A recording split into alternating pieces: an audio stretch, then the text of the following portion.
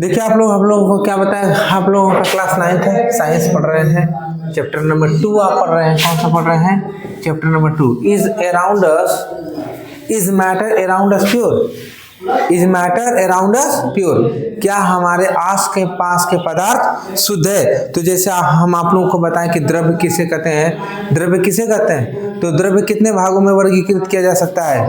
2 भागों में। कितने भागों में?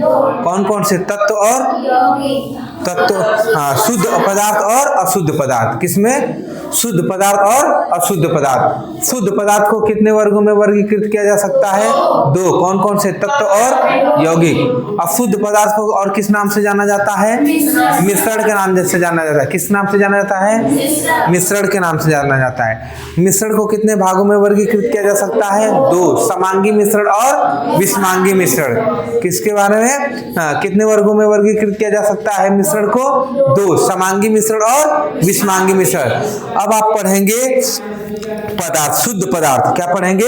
हम बताएं कि द्रव्य को कितने वर्गों में वर्गीकृत किया जा सकता है? 2 वर्गों में। द्रव्य को कितने वर्गों में वर्गीकृत किया जा सकता है? 2 वर्गों में। कौन कौन से? शुद्ध पदार्थ और अशुद्ध पदार्थ। तो शुद्ध पदार्थ को हमने बताया आपको, हम बता दिए शुद्ध पदार्थ किसे कहते हैं। पिछले दिन हम बता दिए थे ना शुद्ध पदार्थ किसे कहते हैं। फिर शुद्ध पदार्थ को कितने वर्गों में वर्गीकृत किया जा सकता है? 2 वर्गों में। कौन कौन से? तत्व और यौगिक। अब हम देखेंगे कि तत्व किसे कहते हैं, तत्व क्या होता है, तत्व क्या होता है। फिर तत्व को कितने वर्गों में वर्गीकृत किया जा सकता है? तत्व हम बता चुके हैं तत्व किसे कहते हैं, तत्व किसे कहते हैं ये बता चुके हैं। अब आप देखेंगे कि तत्व को कितने वर्गों में वर्गीकृत किया जा सकता है? कितने वर्गों में? 3 वर्गों में। धातु, अधातु और उपधातु। तो धातु भी हम पिछले दिन में बता चुके हैं। पिछले दिन धातु किसे कहेंगे?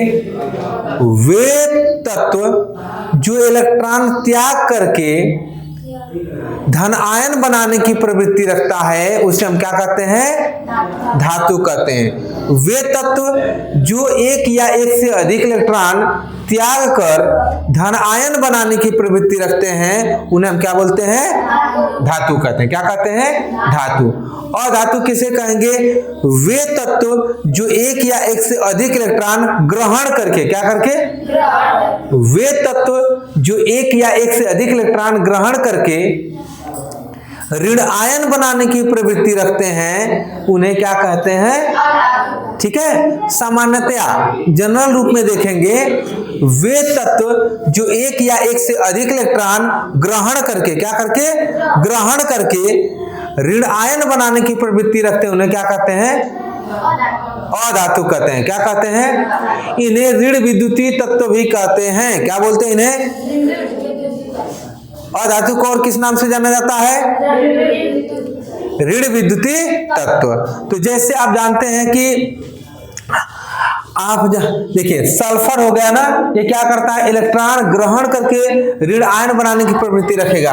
Bromine, argon, carbon, oxygen, nitrogen, hydrogen, ये लोग क्या है? ये ऐसे तत्व हैं जो इलेक्ट्रॉन को ग्रहण करके ऋण आयन बनाने की प्रवृत्ति रखते हैं। क्या करते हैं? तो समझ में आ गया कि अधातु किसे कहते हैं? वे तत्व जो एक या एक से अधिक इलेक्ट्रॉन ग्रहण करके ऋण आयन बनाने की प्रवृत्ति रखते हैं उन्हें हम क्या बोलते हैं? अधातु कहते हैं। क्या कहते हैं? और सुनेंगे तीसरा आएगा आपका उपधातु। क्या आएगा? उपधातु। वे तत्व जो इलेक्ट्रॉन या तो ग्रहण कर सकते हैं या तो त्याग कर सकते हैं। वह इनके पास ऐसी कैपेसिटी है, ऐसी कैपेसिटी रहनी चाहिए, ऐसी क्षमता हो कि वे इलेक्ट्रॉन को ग्रहण भी कर ले, इलेक्ट्रॉन को त्याग भी दे।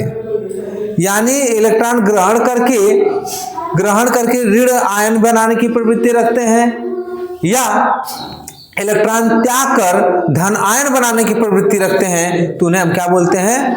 उपधातु बोलेंगे। क्या बोलेंगे? उपधातु बोलेंगे। बातें समझ में आ गई? उपधातु किसे कहेंगे?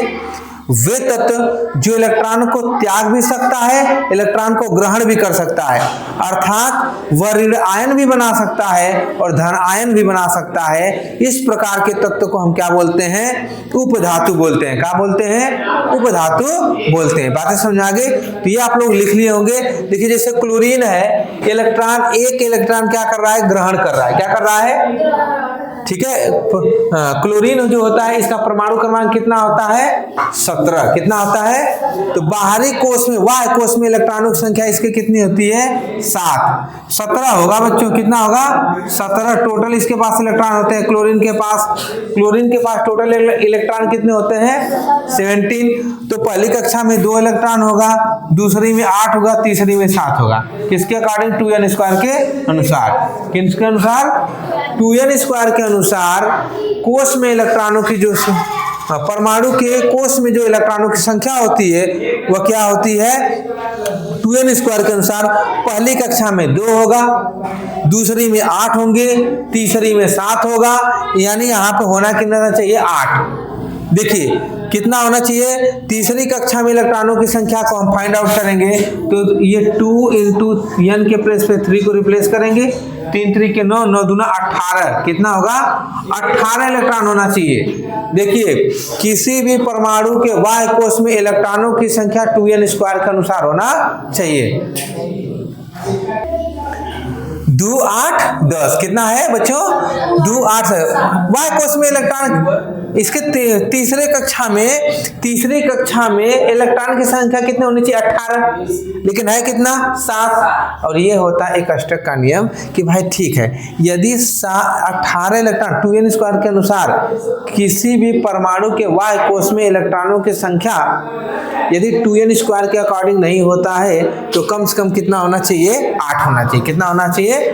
जो यहाँ पे कितना है? 7। तो 1 इलेक्ट्रॉन किसको आ सकता है? ठीक ना। तो ये इलेक्ट्रॉन क्या करेगा? किसी से ग्रहण करेगा तो 8 इलेक्ट्रॉन इसके पूरा हो जाएंगे। 1 इलेक्ट्रॉन यदि इसको मिल जाएगा तो 8 इलेक्ट्रॉन क्या हो जाएगा? पूरा। जिसको हम, इसका अष्टक पूरा हो जाएगा। तो देखेंगे क्लोरीन को 1 इलेक्ट्रॉन की आवश्यकता है तो 1 किसी से ले लेता है। यदि तो 1 इलेक्ट्रॉन क्या कर रहा है? ग्रहण कर रहा है। जब 1 इलेक्ट्रॉन ग्रहण करेगा तो इस पर क्लोरीन पर क्या आ जाएगा? एक ऋण आयन आ जाएगा। क्या आ जाएगा? माइनस चार्ज आ जाएगा। क्या आ जाएगा? तब ये बन जाएगा क्लोरीन आयन। क्या बनेगा? क्या बनेगा बच्चों? क्लोरीन आयन होगा। ठीक है। अब देखते हैं इसी तरह से सल्फर है। सल्फर को के बाह्य कोश में इलेक्ट्रॉन की संख्या 6 होती है। कितना होती है? अंतिम कक्षा में इलेक्ट्रॉन की संख्या कितनी है? 6। तो इसको कितने इलेक्ट्रॉन की आवश्यकता है? 2 इलेक्ट्रॉन की। कितने? ये 2 इलेक्ट्रॉन ग्रहण कर रहा है। तो सल्फर जो है 2 इलेक्ट्रॉन ग्रहण करेगा तो इस पे कितना माइनस चार्ज आएगा? 2 माइनस चार्ज आएगा। कितना चार्ज आएगा? इस पे चार्ज कितना आया? -2 चार्ज। तो इसको हम कहेंगे सल्फर आयन। इसको क्या बोलेंगे? Sulphur ion. तो सल्फर परमाणु 2 इलेक्ट्रॉन ग्रहण करके 2 ऋण आयन बना देता है। ठीक ना। तो इसको हम क्या बोलेंगे? Sulphur ion. तो देखिए जो तत्व इलेक्ट्रॉन ग्रहण करके ऋण आयन बनाने की प्रवृत्ति रखेगा, मतलब कि वह तत्व जो इलेक्ट्रॉन ग्रहण करके ऋण आयन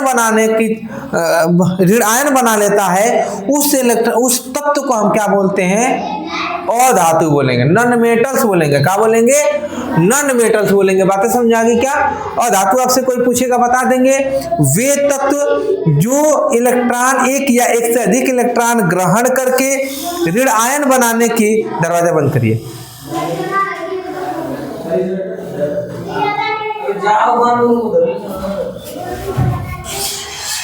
एक या एक से अधिक इलेक्ट्रॉन ग्रहण करके ऋण आयन बनाने की प्रवृत्ति रखते हैं, उन्हें हम क्या बोलते हैं? क्या बोलते हैं? समझ में आ गया? अभी डाउट्स नहीं ना होगा? ठीक है। तो ये आपको मैं लिखा भी हूं। वे तत्व जो सामान्य अभिक्रियाओं में एक या एक से अधिक इलेक्ट्रॉन ग्रहण करके ऋण आयन बनाने की प्रवृत्ति रखते हैं, अधातु कहलाते हैं। ये sulphur, bromine, argon, carbon, oxygen, nitrogen और हाइड्रोजन ऐसी प्रकार के तत्व हैं जो इलेक्ट्रॉन ग्रहण करके ऋण आयन बनाने की प्रवृत्ति रखते हैं। इनको हम कहेंगे क्या? अधातु। क्या कहेंगे? अब हम कल पूछेंगे, आप लोग बता देंगे। ठीक ना। इसको प्रैक्टिस अभ्यास कर लीजिएगा, थोड़ा सा पढ़ के समझ लीजिएगा ना, हो जाएगा। वे तत्व जो इलेक्ट्रॉन ग्रहण करके, क्या करके, इलेक्ट्रॉन ग्रहण करके ऋण आयन बनाने की प्रवृत्ति रखते हैं, उन्हें क्या बोलते हैं, अधातु बोलते हैं। इसको आप देख लेंगे, ठीक ना। ठीक, देखिए अभी धातु पीछे क्या देख रहे थे, थोड़ा सा इस वजह शांति से, पीछे बार बार क्यों मुड़ कर देखते हैं, दरवाजा बंद कर लो थोड़ा।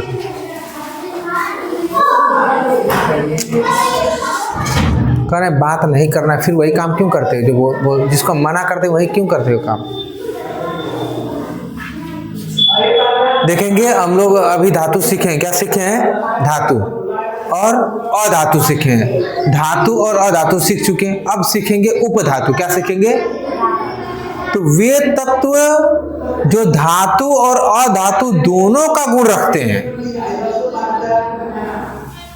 वे तत्व जो धातु और अधातु दोनों का रासायनिक गुण धर्म रखते हैं, रासायनिक रूप से दोनों गुण धर्म रखते हैं, किसका, धातु का और अधातु का, उसे हम बोलते हैं क्या, उपधातु। क्या बोलेंगे, अर्थात हम कह सकते हैं जो इलेक्ट्रॉन त्याग भी सकता है और इलेक्ट्रॉन ग्रहण भी कर सकता है, उसे हम बोलेंगे क्या, उपधातु।